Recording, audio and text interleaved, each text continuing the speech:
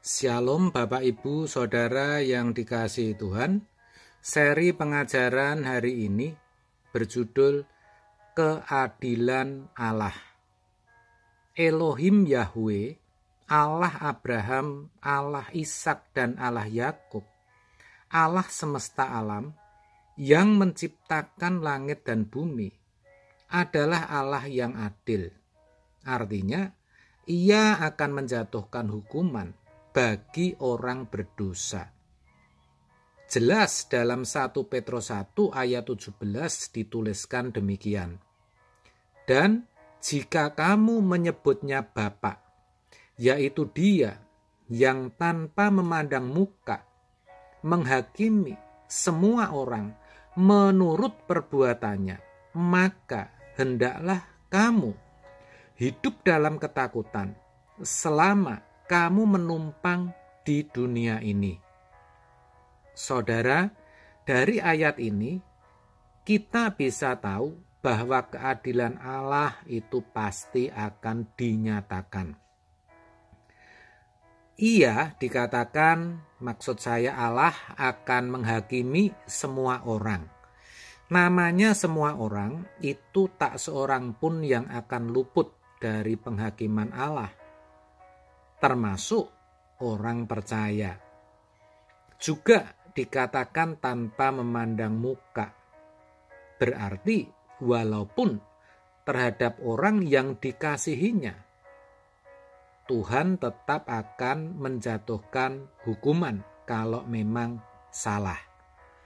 Daud misalnya, ia sangat dikasihi Allah, tetapi tetap juga harus menanggung hukuman akibat perbuatannya terhadap Batsheba. Jadi saudara, walaupun kita sudah jadi orang Kristen dan mendapat sebutan anak Allah dan memanggil Dia Bapa, yang sudah merasa berbuat banyak bagi Tuhan, terlibat dalam misi penginjilan, memberikan donasi untuk pembangunan rumah Tuhan, menjadi pendoa, aktivis, bahkan pendeta sekalipun, kalau salah atau melakukan perbuatan dosa, pasti akan dihukum. Itulah keadilan Allah, itulah hakikat Allah. Sifat Allah yang tidak bisa kita bantah. Dasar penghakimannya adalah perbuatan. Ayat tadi mengatakan, Dia yang tanpa memandang muka menghakimi semua orang menurut perbuatannya. Perhatikan saudara, menurut perbuatannya, bukan menurut imannya, jangan salah saudara, tetapi menurut perbuatannya. Kenapa berdasarkan perbuatan? Ya, karena hanya melalui perbuatan bisa dilihat apakah seseorang beriman dengan benar atau tidak, saudara. Percaya dengan sungguh-sungguh kepada Allah yang benar atau tidak. Dalam Wahyu 14 ayat 13 dituliskan bahwa ketika seorang meninggal dunia, semua perbuatannya, apakah yang baik atau jahat, menyertainya.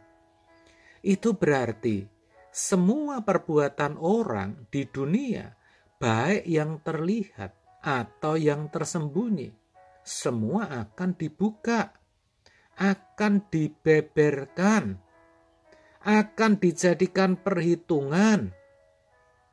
Dan yang perlu kita tahu saudara, tak seorang pun kelak akan dapat membantah ketika ada di hadapan tahta pengadilan Allah. Allah yang adil itu akan menentukan siapa-siapa yang boleh masuk ke dalam kerajaannya dan siapa yang harus dibuang, ditolak atau dilempar ke api kekal. Bagi yang perbuatannya selama hidupnya berkenan kepada mereka, Ia akan berkata, baik sekali perbuatanmu, hai hambaku yang baik dan setia, masuklah, turutlah dalam kebahagiaan Tuhanmu. Matius 25 ayat 21. Sebaliknya, bagi orang yang tidak setia, yang perbuatannya tidak sesuai dengan kehendak Bapa, yang selalu melukai hatinya, yang selalu mendukakan hati Bapa, ia akan berkata, enyahlah engkau dari hadapanku, hai pembuat kejahatan, aku tidak mengenal engkau. Matius 7 ayat 23.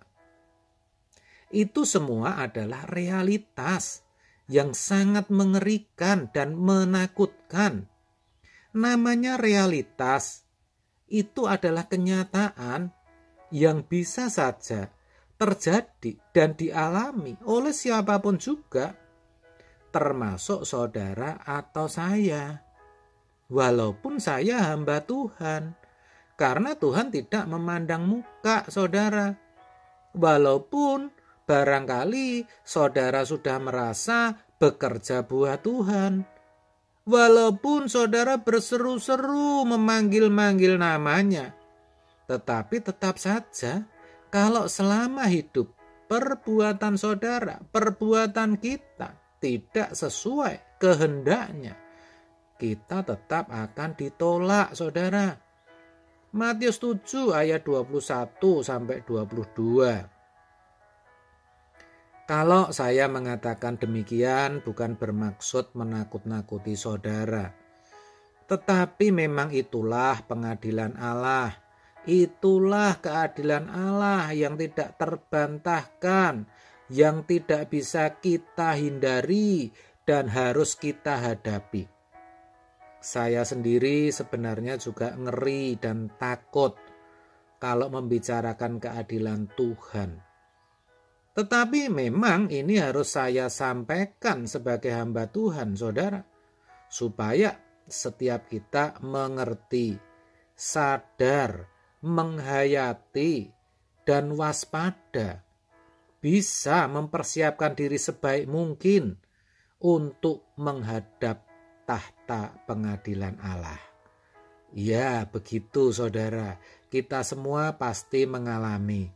Karena tidak ada di antara kita yang akan terus hidup. Khairil Anwar saja yang salah satu bait dalam puisinya berkata, aku mau hidup 1000 tahun lagi.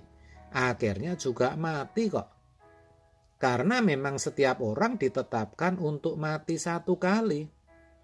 Ibrani 9 ayat 27 mengatakan, dan sama seperti manusia ditetapkan untuk mati hanya satu kali saja. Dan sesudah itu dihakimi. Perhatikan, sesudah itu dihakimi. Ngeri saudara. Jadi mari kita selalu sadar bahwa penghakiman Allah itu pasti digelar. Dan keadilannya pasti dinyatakan. Saya ajak kita mempersiapkan diri dengan baik, agar kelak kita diperkenan masuk ke dalam kerajaannya, ambil bagian dalam kebahagiaannya. Mari saudara, percayalah, kalau saudara mau, maka Tuhan yang akan memberikan kesanggupan. Amin. Tuhan Yesus memberkati.